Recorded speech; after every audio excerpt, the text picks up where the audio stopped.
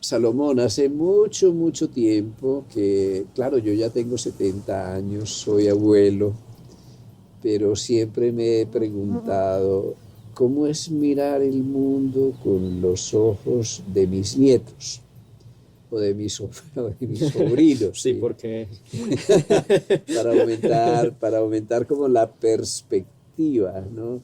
Digo, si yo miro en esta gama de frecuencias que corresponde a mi tiempo, mi experiencia, mis condicionamientos, mis sombras, todo eso, ¿cómo será si yo puedo regresar y desplazar desde estas bajas frecuencias a las altas frecuencias de los que aún no tienen la voz tan grave ni han mirado la vida de una manera tan grave? bueno, no sé si yo pueda darte una idea general de lo que piensan los jóvenes, porque bueno, con estos años me he dado cuenta que tal vez muchas veces mis opiniones son muy diferentes a las de eh, las personas que tienen una edad similar a la mía. Pero en este momento yo veo al mundo, mmm, como así decirlo, en una crisis, pero en una de esas crisis que después ayudan a resurgir. No es una de esas crisis caóticas que terminan, como diría mi papá, hasta con el nido de la perra, Acaban hasta con el nido de la perra, sí.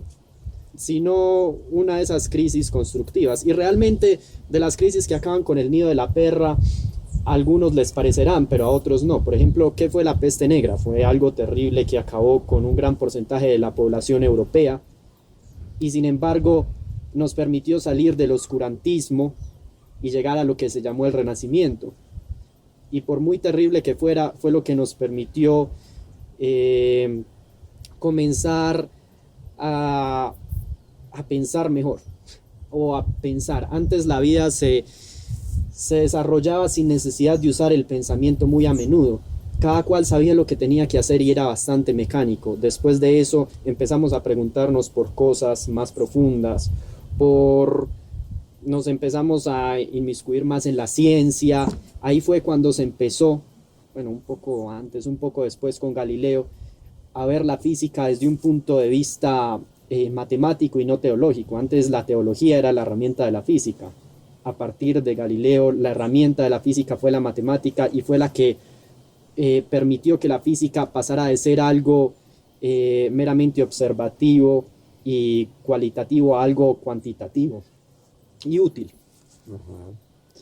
A ver, lo que mencionas es muy interesante, ¿no? Porque la peste negra la vimos negro, pero se nos reveló el siglo de las luces. Digamos que la oscuridad nos reveló en cierta forma la luz. Hablas también de ese oscurantismo, cómo fuimos aterrizando de un mundo centrado en Dios, en la teología, en el heliocentrismo, una tierra que considera en el cosmos que todo lo que viene viene de afuera y el hombre pierde su protagonismo porque es como una víctima pasiva de fenómenos que no entiende. Pero así fuimos aterrizando del heliocentrismo al geocentrismo, del geocentrismo al humanismo, del humanismo al positivismo. Digamos que si esto fuera la búsqueda de un señor que llamamos Dios, entonces buscamos a Dios en los cielos, buscamos a Dios en el sol, buscamos a Dios en la tierra, buscamos a Dios en el hombre, nos humanizamos, la luz se va al interior y buscamos a Dios en la molécula, en las partículas subatómicas, pero resulta que las partículas subatómicas se nos disuelven y de nuevo estamos en ese campo totipotencial, ese campo cuántico, y el Tao de la física de pronto intuimos a Dios. Digamos que vamos haciendo ese recorrido, pero claro, para mí no tiene sentido hablar de teología o de religión o de ciencia o de filosofía o de arte como si fueran cosas separadas. Es decir, como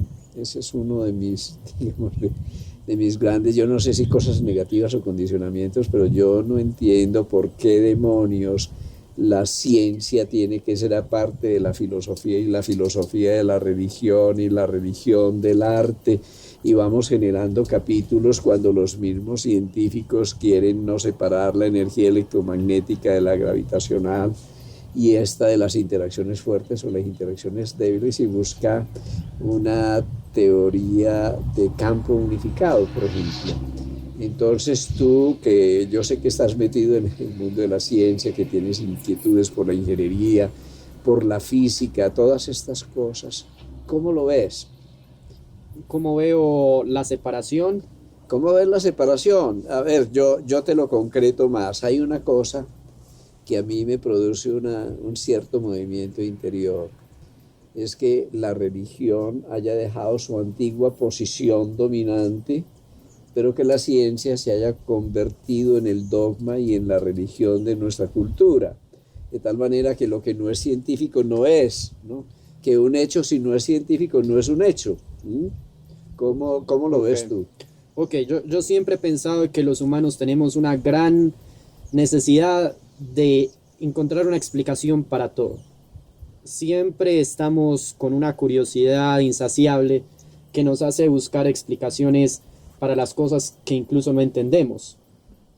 Entonces, en la antigüedad, pues estaban los dioses griegos y los romanos que explicaban el rayo, y realmente con el tiempo empezamos a dejar esa necesidad de ver el rayo como un acto divino, porque empezamos a comprender las leyes de la electrodinámica y cómo las nubes se cargan y la ley de Coulomb y cómo la Tierra atrae los electrones que están allá acumulados y cae el rayo. Entonces es simplemente cuestión, en mi parecer, de evolución en las explicaciones. Lo que nosotros buscamos no es un Dios, en mi parecer. Lo que nosotros buscamos es la explicación. Y cuando no la encontrábamos, recurríamos a la religión, justamente. Y entonces cuando la ciencia llega y empieza a poder explicar tantas cosas que antes eran explicadas mediante la religión, pero ahora la ciencia lo puede explicar con un método científico y de una forma tal vez para muchos más convincente, la humanidad entera empieza a formar una nueva religión, que es lo que hoy vemos que es la ciencia, que es donde buscamos las explicaciones. En la Edad Media se buscaban las explicaciones en la iglesia, rezando, preguntándole por qué al Señor. Ahora se buscan las explicaciones en los grandes laboratorios. Y entonces yo no puedo dejar de pensar que al fin y al cabo las dos cosas, si bien son diferentes, son la misma cosa, porque las dos buscan, la religión y la ciencia, resolver esas inquietudes que siempre están hirviendo dentro de nosotros, tratando de encontrar una explicación o una solución para cualquier fenómeno que nos rodea. Entonces, para mí, la ciencia es realmente, no es el antónimo de la religión, no es lo que se opone, es la evolución de la religión. Cómo vamos pasando de una cosa a otra. Y aún así hay cosas en la ciencia que aún no conocemos y que se nos escapan, como lo que hablábamos el otro día, que hay partículas que se comportan diferente mientras son observadas y cuando las dejan de observar se comportan de una manera diferente. Y realmente estas cosas que ha encontrado la ciencia se empiezan a escapar de la ciencia y empiezan a entrar en algo que uno podría pensar otra vez como la religión. Entonces para mí es más como que son las dos caras de una misma moneda. No son y nunca han estado separadas, simplemente que apenas estamos empezando a comprender las dos caras de la moneda y estamos viendo que es en realidad la misma moneda, pero todavía no lo logramos ver y las consideramos cosas separadas. Estás tocando algo bien importante, muchas gracias. Y es, a ver, yo te lo voy a decir con una frase, no sé quién es, no sé de quién es, pero me hace mucho sentido. Y esa frase es: una ciencia sin sujeto no tiene objeto. Claro. Se refiere a algo que tú conoces bien y es el papel del observador. Más lejanamente a otra cosa, la dualidad onda-partícula, ¿sí? Más lejanamente a otra cosa, el principio de incertidumbre, porque yo los ligo a todos, ¿sí? ¿Cómo nosotros podemos introducir aquí el misterio, que para mí es un misterio, no sé si para ti, el misterio del observador, el misterio del sujeto. Tú me vas a decir, bueno, es que el observador cambia lo observado, ¿sí? Depende del punto de vista, las condiciones de observación, la intención del observador, pero tú me vas a decir, es que yo puedo poner un equipo a observar un proceso y voy a alterar las condiciones, pero claro, hay un sujeto que diseñó el equipo que lo pone con esa intencionalidad y entonces el equipo va a alterar la observación, el mundo que observa, o va a crear, digamos, el colapso de la función de onda, pero no nos metamos en esas honduras de momento, sino que a mí me gustaría mucho que tú nos hablaras de esto, nos dieras tu impresión, porque yo veo alguna cosa que tú hablas, buscamos explicaciones, pero detrás de las explicaciones algo mucho más profundo, que es la implicación, ¿sí? Y esa implicación concierne al sujeto, concierne al observador, aquel que se implica conscientemente. Y también estamos hablando de un mundo que no solo es el mundo del pensar, yo pienso el mundo para explicarme el mundo, ¿sí? Es decir, que yo pienso y explico para aplicar. Pero entre la explicación y la aplicación hay algo muy misterioso que se refiere a la actitud, al sujeto, a su implicación, a su postura. Mira, yo soy médico y te explico esto así. Yo puedo asumir una postura científica. Este es un mundo de moléculas, ¿sí? Lo que no se puede medir no existe. El método científico tal cosa, sí. Esto ahí. Entonces estoy asumiendo una postura del observador. Voy a someterme a las leyes de la naturaleza porque no existen otras, ¿sí? A las leyes conocidas de la física porque para mí no existen otras. Entonces yo voy a observar a un ser humano, pero va a haber un bulto de moléculas, de tejidos, de todas, que se relacionan y que podemos explicar de química, y entonces describo a un hombre químico, o un hombre material, ¿sí? Pero eso no es un ser humano. Pero de pronto hay otro que asume otra postura y dice, un momento, que es que estas moléculas y su movimiento, el movimiento de los electrones, en fin, sus interacciones, está produciendo un campo de energía. Entonces descubre un magnetoencefalograma, un magnetocardiograma, y después llega otro y dice, un momentico, es que cuando este hombre piensa, cambia su electrocardiograma y su magnetoencefalograma. Y el otro dice, un momento, que no es cuando piensa, es lo que siente en su corazón. Y además demuestra que cuando tú piensas, eso que tú crees que pensaste, ya lo sentiste. Que tus emociones y tu sentimiento va mucho, a una velocidad mucho mayor que la de tu pensamiento. Tú te imaginas. Entonces empezamos a relativizar esto y empezamos a ver un observador que es miope, es decir, que no ve sino lo que tiene delante de la nariz, como mucha de la ciencia de hoy, es decir, que solamente ve la materia y lo que se puede pesar y medir y fotografiar, y lo otro no existe, aunque exista la materia oscura, pero suponemos que lo invisible no existe, ¿sí?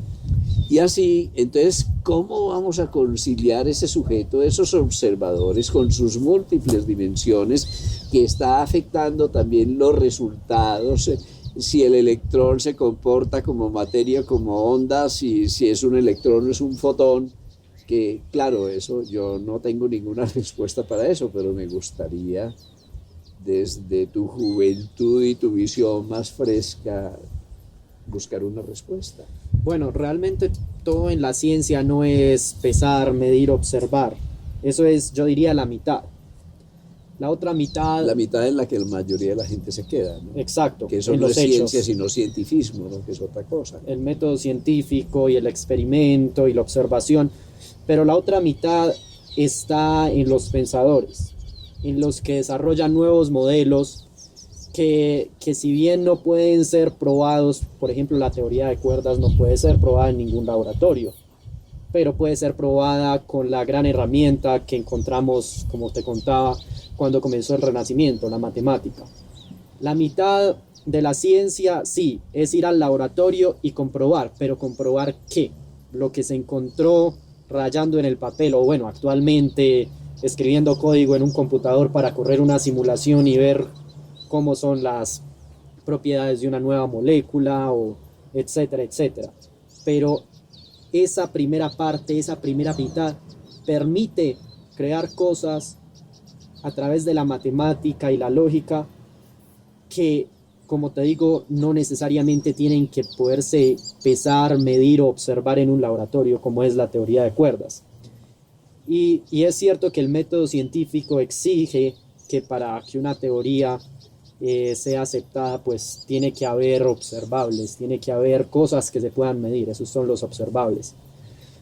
Pero hay ciertas teorías que simplemente por su formulación no permiten que haya cosas que se puedan observar. Por ejemplo, incluso en la teoría cuántica existen observables. Si la energía es un observable, el momento es un observable, la posición es un observable. Pero esos observables, al ser observados, como tú decías antes, alteran el estado del sistema, colapsan la función de onda y hacen que la probabilidad de que la partícula esté en otro lugar sea cero, porque ya la viste en un lugar y no puede estar en otro lugar si la viste en un lugar a un tiempo dado. Entonces, entre más uno va bajando, más incertidumbre empieza a haber. En el mundo clásico, tú miras un péndulo y el péndulo está ahí y pues tú puedes decir, sí, ahí colapsó una función de onda, pero tú no puedes apreciar eso. Para ti el péndulo se mueve igual cuando lo estás mirando, cuando no lo estás mirando, cuando estás colapsando la función de onda o cuando no. Pero si te vas más abajo, ya esos cambios debidos al colapso de la función de onda empiezan a ser apreciables y empieza a verse efectos en cuanto a eso. Y si bajas más allá, pues observar definitivamente arruinaría todo, que es como en el caso de la teoría de cuerdas. Entonces ya no pueden haber observables porque no son... Bueno, primero porque no tenemos la tecnología y segundo porque cambiarían tanto el sistema que realmente sería como medir algo que realmente no nos dice mucho de lo que es. No sé si me explico bien, pero... A ver, lo que pasa es que estamos entrando en Honduras, que ya nos metimos de lleno en la incertidumbre, en un mundo totipotencial, porque nosotros estamos acostumbrados a ver un mundo colapsado en el exterior, es decir, claro, no vemos el océano sino una olita y confundimos la olita con el océano, a pesar de que la ola esté permanentemente cambiando y tenga espuma y el agua se evapore y forme la atmósfera y no lo veamos. ¿Quién va a ligar el océano con la atmósfera y con las nubes y con todo esto? Pues nosotros vemos una ola y la congelamos y así vemos un cuerpo y lo congelamos, pero el cuerpo es un oleaje. Y cuando vemos la tierra y la congelamos, y pues si nosotros viéramos la tierra, yo veo estas montañas bellas, esos son olas, esas están en movimiento, no lo vemos, es un movimiento muy lento. Y veo los Himalayas y están creciendo 1 centímetro todos los días y veo las nieves, entre comillas, eternas, son apenas crestas de olas que están ascendiendo y veo los movimientos sísmicos y Pangea y cómo se separó América de África y cómo se va a volver a unir. Y un pequeño terremoto o un gran terremoto son minucias dentro de un cosmos que está en movimiento y veo la Vía Láctea y pienso que dentro de un cierto tiempo, muy corto en términos cósmicos, muy largo en términos humanos o de nuestra vida, la Vía Láctea y Andrómeda se van a chocar y eso es un colapso y entonces de pronto se choca un tren o se cae una persona y yo hago un drama y yo digo, pero si el cosmos hay agujeros negros que devoran galaxias enteras y entonces, bueno, ¿dónde estamos dentro de esa cosmovisión? Por eso es muy importante, a mí me parece que frecuentemente a nosotros lo que nos falta es contexto. Y cuando tenemos un texto rígido, este método y esta observación fuera de la cual no hay salvación, y además descontextualizamos, mira a Salomón en la epidemia actual, tenemos evidencias claras y repetidas de cosas que salvan vidas. Pero como no son científicas, las prohibimos, a pesar de que salven vidas. Yo estoy convencido de que se salvarían miles de vidas si nosotros aceptáramos que un uso compasivo de sustancias no tóxicas, un uso no invasivo, que pudiera salvar vidas, aunque no sea científico, es obligatorio utilizarlo, de tal manera que hay una verdad que trasciende la verdad de la ciencia, que es una verdad urgente. Y volvemos al caos, ¿no? Pues en el caos es una maravilla, ¿no?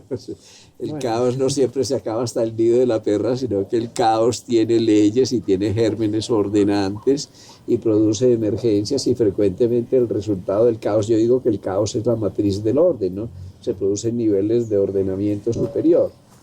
Entonces, aquí viene otra vez al sujeto. Si nosotros fuéramos científicos y como científicos tuviéramos la humildad que nos da el principio de la incertidumbre, la humildad de la sabiduría de saber que no sabemos, porque eso es la principal sabiduría, la humildad y la flexibilidad de aceptar que no lo sabemos todos y que hay quienes por su experiencia, y eso es ciencia, ese es el punto de partida del método científico, que un solo caso, una sola excepción, nos obliga a buscar leyes más incluyentes, a decir que la verdad que tenemos es una verdad pequeñita porque hay leyes más incluyentes, y esas leyes más incluyentes pues son leyes también que incluyen lo subjetivo, es que lo subjetivo puede ser científico, que incluyen el sujeto, es decir, observar al observador, ¿no? Que incluye metasistemas. Este es un sistema, pero este sistema que es cierto en este contexto deja de serlo cuando lo ponemos en un contexto mayor, ¿sí? Esos son los estudios que van desde el estudio de casos hasta el estudio de muchos estudios, y así nosotros vamos generando esto que a mí me parece muy importante, la validez estadística de un método, de un sistema, pero para eso tenemos que partir de una observación individual y de un sujeto. Pero de pronto creemos que sabemos todos, y si hay una observación excepcional, entonces no existe, y no existe porque no cabe en mi pensamiento o no cabe dentro de mi método, y entonces hacemos de los métodos protocolos rígidos y camisas de fuerzas que impiden que el mundo se desarrolle. En medicina es muy cierto, en medicina hay un principio que es el de la autoridad, ¿no? Galeno nos dijo que la circulación no existía, ¿sí? Nos dijo que era Sístrato que hizo investigaciones y descubrió el cerebro y el sistema circulatorio, que lo que decía Sístrato era falso. ¿Y qué ocurrió con eso? Perdimos 17 siglos antes de que William Harvey descubriera nuevamente el corazón como una bomba y la circulación, ¿sí? ¿Qué ocurre? Que lo mismo ocurre con el cientifismo, que eso no es ciencia, ¿sí? Para mí. Y el cientifismo es el dogmatismo religioso en el seno de la ciencia, que descarta todo lo que se salga de la observación reconocida o conocida, o las estadísticas conocidas. Entonces nunca habríamos podido descubrir la cuántica, por ejemplo. O diríamos que la física newtoniana es falsa porque la cuántica descarta otras cosas, ¿no? A su nivel tiene su aplicación y es cierta. Entonces, si nosotros pudiéramos ampliar nuestra banda pasante, es decir, la medicina que existe no es la de las moléculas, también la de los campos electromagnéticos, también la del pensamiento, la de las emociones, a lo mejor la de la espiritualidad, qué sé yo, pero que eso cupiera en nuestra banda pasante, porque mi percepción, y esa es mi percepción, posiblemente esté equivocado, es que en nombre de la ciencia hacemos anticiencia, hacemos cientifismo y hacemos dogmatismo científico que nada que ver con la ciencia. Bueno, realmente lo que dices se me parece mucho a lo que pasaba justamente con la religión en el oscurantismo. Claro. Y aquí otra similaridad otra cosa similar entre la ciencia y la religión. Cómo el dogmatismo puede llevar a la antítesis de lo que uno está tratando de profesar. Claro. Pero también está el caso que, si bien es cierto que actualmente la ciencia es bastante rígida y critica bastante los nuevos pensamientos, porque, como han dicho grandes físicos, la ciencia ahora es algo que se hace no con individualistas, sino como una comunidad científica. y hacia donde va la comunidad científica va la ciencia. Si un individuo se sale, pues puede ser de una u otra manera, por así decirlo, penalizado. Sospechoso. Y porque la ciencia ahora se hace así. Y como lo fue la religión en su momento, también penalizaba a los que se salían de una u otra manera, que irónicamente en ese entonces muchos eran científicos. Después vino la peste negra y ahora viene el COVID, quién sabe lo que va a pasar. Pero yendo otra vez a lo que iba, también es cierto que su rigidez en cierta manera está justificada, porque si se le prestara atención a cada hecho no científico que tiene unas cuantas pruebas, quizás sería mucho más difícil avanzar. Es decir, no es un método perfecto de avance, pero definitivamente nos iríamos mucho por las ramas si en cada estudio no científicamente soportado se analizara a profundidad si es cierto o no. Probablemente muchos de esos estudios son ciertos, o algunos, o unos cuantos, o no muchos. Eso depende de a quién se lo pregunte uno. Claro. Pero es cierto que en algunos de ellos tiene que haber algo de verdad, o algunos de ellos tienen que ser completamente ciertos solo por el hecho de la incertidumbre. Claro. Aquí hay una cosa muy importante, porque es que tú hablas de una comunidad, pero es una comunidad que va con un método, el mismo método, avanzando en una dirección, en un plano. Digamos, llamemos este plano o esta banda la banda de la ciencia. Pero resulta que hay alguien que se sale de ahí y descubre otro plano. La ciencia dice, ese plano nuestra ciencia demuestra que no existe o que no puede existir, según nuestras leyes o las leyes que reconoce el método científico, las sacrosantas leyes del método científico de la naturaleza, ¿sí? Pero este se sale. Yo me acuerdo mucho de la caverna de Platón, ¿sí? Entonces, tú tienes a unos individuos que están mostrando un mundo de reflejos y todo el mundo está ahí mirando los reflejos, es decir, estas 4 dimensiones, la dimensión espacio-temporal. Pero hay alguien que dice un momento que eso que ustedes están viendo es la sombra, hay otras dimensiones, ¿sí? Y pongamos la dimensión de la información en los arquetipos, y hay otros que se inventan otras dimensiones, y de pronto hay alguien que sale afuera y ve la luz y dice, es que ustedes están en el mundo subterráneo, pero allá afuera hay otro mundo. Entonces a ese la Inquisición, porque ese está endemoniado, sí, ese está poseso, y entonces a eso hay que quemarlo en la hoguera porque ese es un mago negro, mire lo que está diciendo. Y eso no es constatado porque este mundo que nosotros vemos, que es el mundo de los reflejos, nos revela que este es el mundo. Lo que pasa es que nosotros confundimos nuestra imagen y nuestra concepción del mundo con el mundo, ¿no? La ciencia no es la verdad, es un código de lectura, es un método de lectura del universo, como pueden existir muchos otros. Y lo realmente científico es que nosotros pudiéramos trascender de un plano a otro plano a otro plano, pero el gran problema es cuando surge la Inquisición, y la Inquisición es la religiosidad dogmática en el seno de la ciencia. Por eso yo digo, estamos en un nuevo oscurantismo, y ese nuevo oscurantismo revela lo que está surgiendo. Mira, Salomón, lo que hemos descubierto en este siglo, por lo menos en el campo de la medicina, en el campo de la genética, en el campo de la neurología, en el campo de la embriología, en el campo de la inmunología, es absolutamente impensable. En 20 años hemos avanzado muchísimo más que en todo el resto de la evolución, pero todos esos avances fueron retrasados en nombre de la ciencia, porque el mainstream, eso que tú llamas, esa ciencia cooperativa, sistémica, de miles de individuos que apuntan en la misma dirección, dirigidos por unos cuantos líderes, eso está muy bien, pero también eso va creando una inercia, y esa inercia nos atrapa en el pasado, ¿sí? Nos atrapa en lo convencional y nos impide ascender, cambiar de plano y reinventarnos. ¿Qué es lo que ha ocurrido en este siglo? Yo estoy convencido de una cosa.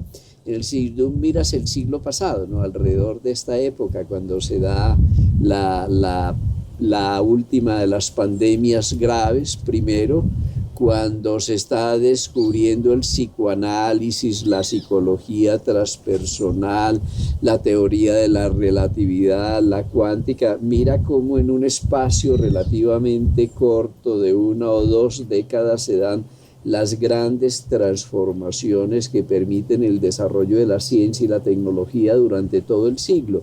Yo creo que en este momento se está dando exactamente lo mismo, que no lo estamos tal vez reconociendo, o lo estamos rechazando, lo estamos atacando, o lo estamos sometiendo a la Inquisición. Sí, ciertamente, pero también hay que decir que la Inquisición de ahora, si bien puede retrasar, no impide. Te voy a poner un ejemplo. La radiación de cuerpo negro. La radiación de cuerpo negro fue observada y nadie podía explicarla, pero nadie podía negarla porque eran hechos que se comprobaron en varios laboratorios, llegando a los mismos resultados. Y definitivamente la física de ese entonces no podía explicarlo. Entonces llegó Planck, un físico bastante reconocido de la época, y desarrolló una teoría. Una teoría no, ni siquiera. Una formulación para explicar la radiación de cuerpo negro sin tener idea qué era lo que estaba pasando. Y la fórmula funcionaba muy bien. Nadie nunca, bueno, no sé si nadie, tal vez sí, pero yo nunca supe cómo pudo él desarrollar esa teoría sin saber qué era lo que estaba pasando, porque normalmente lo que pasa en la física es que uno entiende lo que pasa y cuando lo entiende desarrolla la teoría y muestra la fórmula y la fórmula se verifica en el laboratorio. Con Planck fue al revés.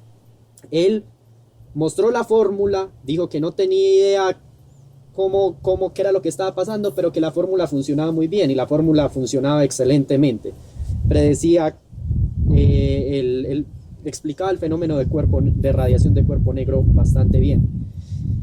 Y por esto la fórmula y el descubrimiento, por así decirlo, porque no fue considerado un descubrimiento, no fue bien conocido hasta que ya después se entendió cómo funcionaba la radiación de cuerpo negro. Y si bien fue retrasado en su tiempo, cuando se encontró la explicación, se aceptó, sin lugar a dudas. Y bueno, también vos me podés decir, no, y por ejemplo con Einstein y el efecto fotoeléctrico, él sí dio una buena explicación, una explicación justificada y mostró la teoría y no por eso le dieron el Nobel. El Nobel se lo dieron por la relatividad. Y la radiación, y el efecto fotoeléctrico fue casi tan importante como eso, pero nadie le creyó mucho aunque hubiera dado una explicación. Pero con el tiempo, con el avance, con las publicaciones de otros científicos, se fue viendo que efectivamente tenía razón. Y con Planck, bueno, con Planck se dieron cuenta después que la teoría estaba bien y que no sabían definitivamente de dónde se la había sacado porque nunca dio una explicación. Fue una fórmula sacada empíricamente, pero que funcionaba muy bien y que al final se comprobó teóricamente que era la fórmula correcta.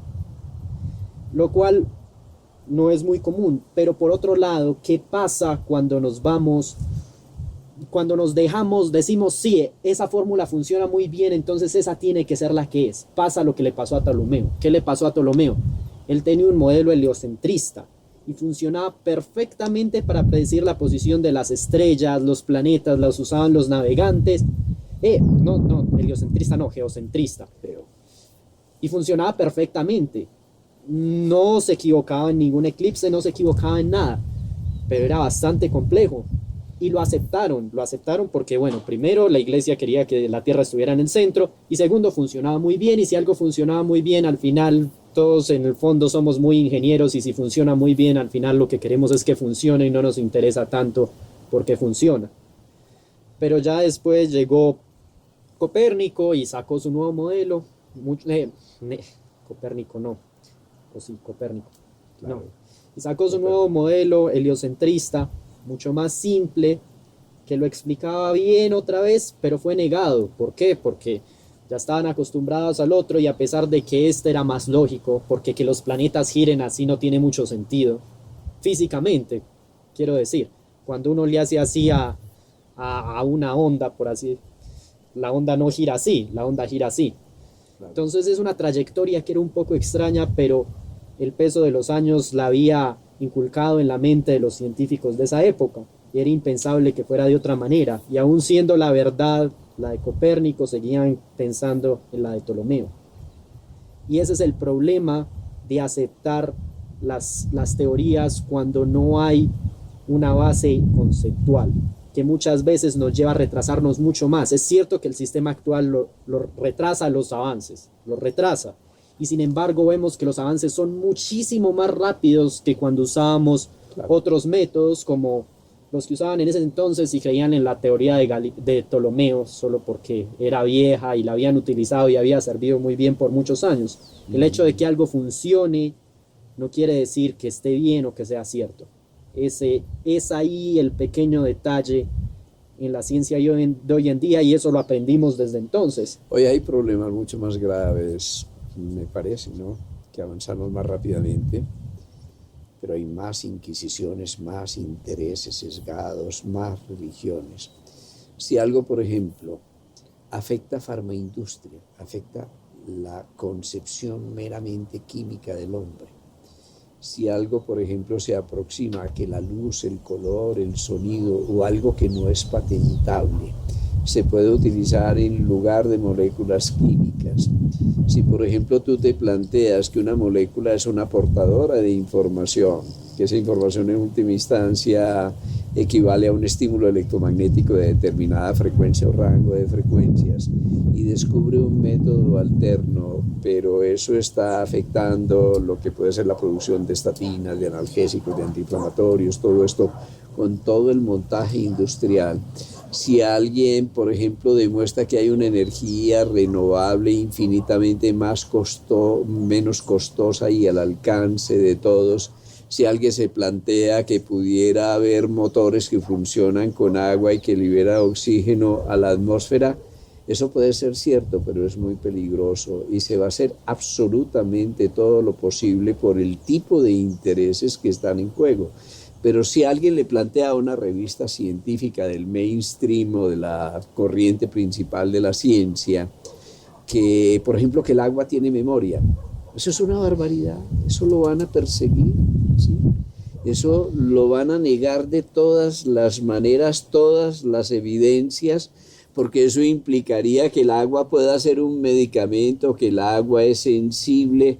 Pero lo que tenemos que admitir, por ejemplo, es que del agua sabemos mucho menos de lo que todo el mundo cree. El agua no es H2O, el agua tiene un comportamiento social, el agua vibra, los enlaces entre el hidrógeno y el oxígeno están vibrando, el agua capta radiación electromagnética, el agua capta información. Pero claro, eso estaría tan lejos, no solo de la ciencia, sino de los intereses de quienes mueven la ciencia. Pero no solo esto, sino que si tú planteas algo que realmente está alejado, aunque hayas hecho la experiencia, aunque tengas razón, aunque lo demuestres de cualquier manera, no te lo van a publicar. Pero también hay un comité de pares, ¿no? Porque si no tiene una revisión por pares, pero ¿qué son los pares?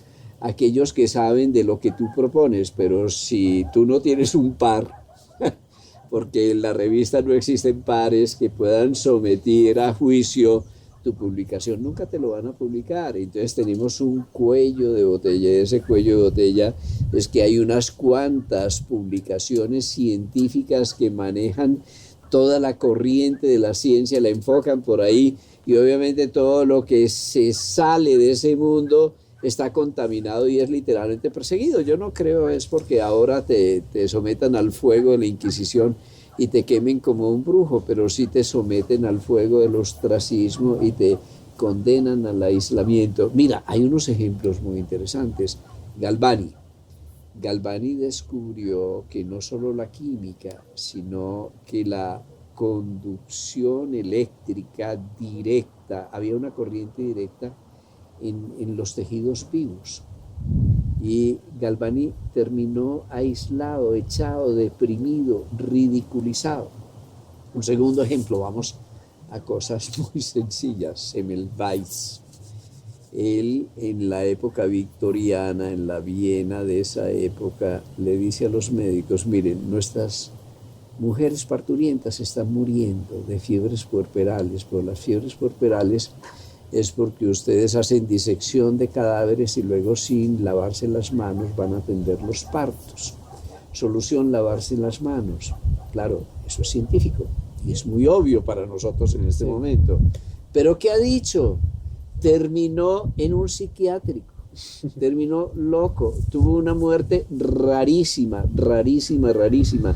Es decir, de ser un médico comprometido y brillante, terminó siendo un médico aislado, ridiculizado y perseguido porque había atacado el ego de la ciencia.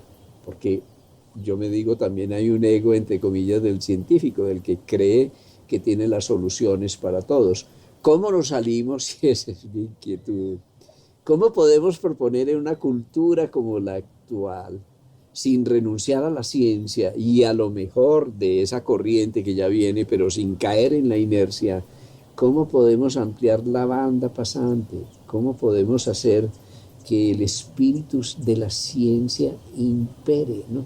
Que haya una ciencia de mente abierta, no una ciencia condicionada por los papers, porque resulta que hoy el más científico es el que más papers publica, y esto es un proceso cuantitativo, es decir, que tú vas a tener prestigio, dinero y reconocimiento en la medida en que publiques papers, aunque eso no tenga mucho sentido, aunque eso muchas veces sea trampeado, es decir, que sea falso, como hemos demostrado muchos artículos y muchas cosas que realmente que tenían fundaciones falsas, y sin embargo se publicó.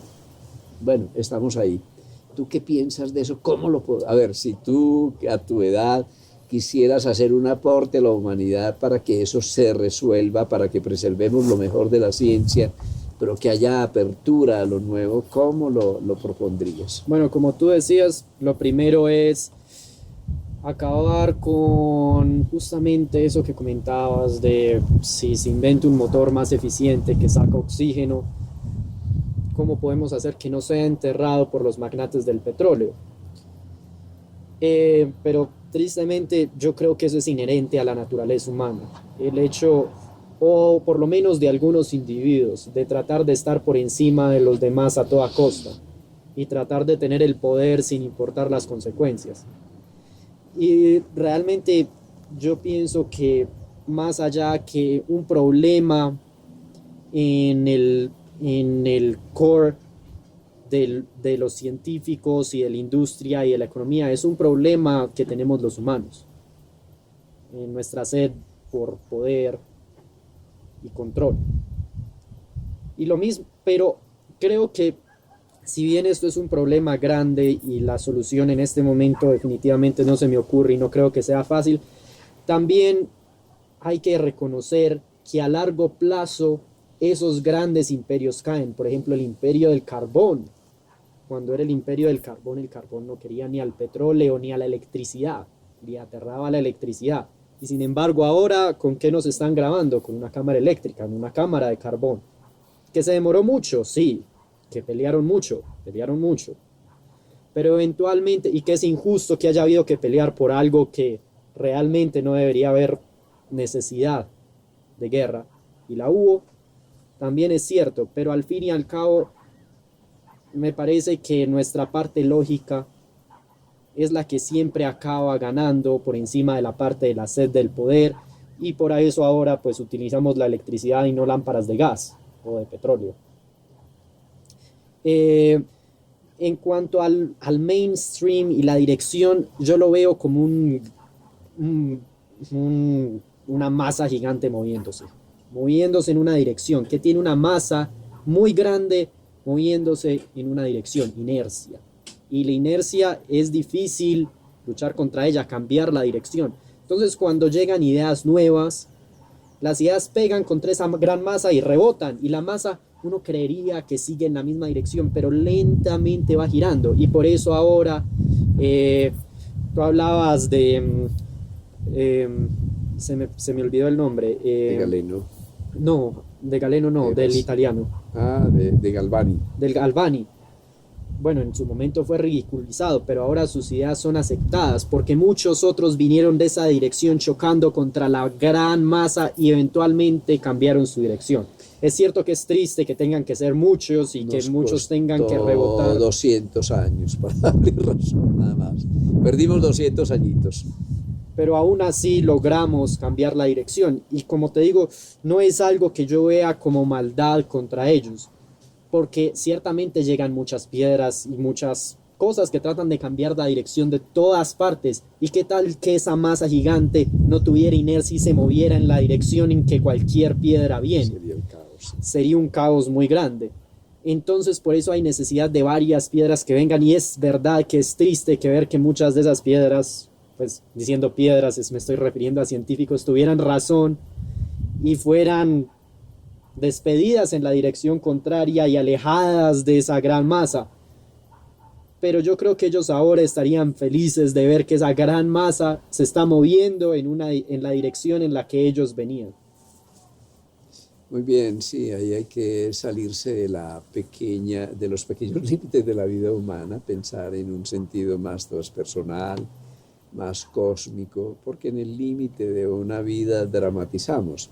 Pero tienes toda la razón, si nosotros vemos las macro tendencias, que eso es lo que habría que ver, en última instancia lo nuevo es como el efecto mariposa, es decir, que ya tú lo conoces, como podemos cambiar el porvenir de un huracán o de una connotación, una coordenada del tiempo, con un estímulo infinitesimal, ¿sí?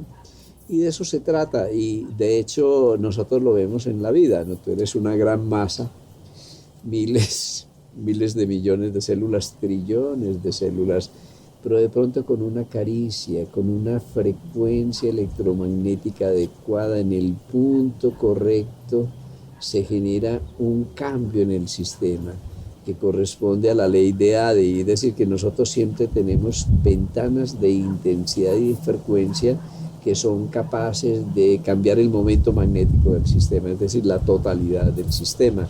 Cuando entra en resonancia con esa totalidad, bueno, yo aspiro a que esa gran masa, ese mainstream, pueda cambiar cada vez en tiempos más cortos en la dirección correcta. El problema es saber cuál es la dirección correcta. Bueno, aunque definitivamente de ahí, de esa dirección correcta, es de donde más científicos van a venir diciendo eso, siempre y cuando no sea un pensamiento muy aislado. Y ese también es un problema. Pueden haber hechos que descubrieron algunos científicos que tenían un pensamiento completamente diferente a los demás y no lograron cambiar la dirección. Y puede que el mainstream nunca vaya a ir en esa dirección. No, y es que también hay infinitas verdades en el universo y no podemos ir en infinitas direcciones en un tiempo limitado. Sí, no, una verdad es incluyente y es relativa y es dinámica y es cambiante, no porque no sea verdad, sino porque descubre que era un pequeño aspecto de una verdad mucho mayor. Pero yo sí tengo mucha esperanza, que cuando nosotros estudiamos la conciencia y la no localidad de la conciencia, el entrelazamiento cuántico que para mí también se da como una expresión de la conciencia, nos encontramos una cosa, que cuando un grupo de seres vivos aprende una cosa, un número crítico aprende una cosa, automáticamente toda su especie se beneficia de ese aprendizaje, ¿sí? Cuando tú das un paso en una dirección y esa dirección es correcta, digamos, esa dirección apunta en el sentido de la evolución humana, de la necesidad humana, automáticamente toda la humanidad lo va a dar contigo, más tarde, más temprano. Es un asunto de resonancia. Pero solo en la dirección correcta. No, puede ser en una dirección que no es correcta también, pero eso necesita una masa crítica y es muy difícil que haya una masa crítica en la dirección incorrecta, salvo en ciertas condiciones. Por ejemplo, yo me pongo a pensar en los alemanes. Sí, en la Segunda Guerra Guerra Mundial. Y claro, tú tienes un germen no ordenante, sino desordenante, que es Hitler, ¿sí? Y con su fuerza magnética atractiva y populista y demagógica, es capaz de hacer que un pueblo inteligente como el alemán vaya en una dirección del genocidio, que a su vez es su propio suicidio, ¿no? Sí, eso es algo que nos pone a pensar. Sí, y realmente pues ellos perdieron la guerra y por eso es por lo que hablamos tan mal de ellos en cuanto hablamos de la Segunda Guerra Mundial, pero los rusos tampoco eran mejores, también tenían campos de concentración. Eran mejores, no. Esto no se trata de quién es mejor o quién es peor, sino que va en dirección de lo que la naturaleza necesita, sabiendo que el hombre es parte de la naturaleza, no es que se haya remontado sobre la naturaleza, sino que incluye la naturaleza, y sabiendo, lo que yo creo es que el destino de la naturaleza está íntimamente ligado al destino humano, porque nosotros no podemos hacer la falsa dualidad hombre-naturaleza, no, la naturaleza es interior también, está en nosotros y nosotros estamos en la naturaleza. Bueno, aquí tenemos muchas cosas para discutir, ya está haciendo un poquito de hambre, es hora de almorzar, es hora de almorzar. Yo te agradezco en el alma, espero que nos sigamos encontrando, porque a mí esto me parece apasionante, no tanto para encontrar respuestas, sino para plantearnos nuevas preguntas, porque yo Y ahí es donde vienen las respuestas. Claro. No hay respuesta que no haya, bueno, a veces casualidades, pero normalmente una respuesta viene de una pregunta. Claro, no solo eso, sino que una respuesta que no genere otras 10 preguntas no es adecuada. Muchas gracias. Gracias, tío.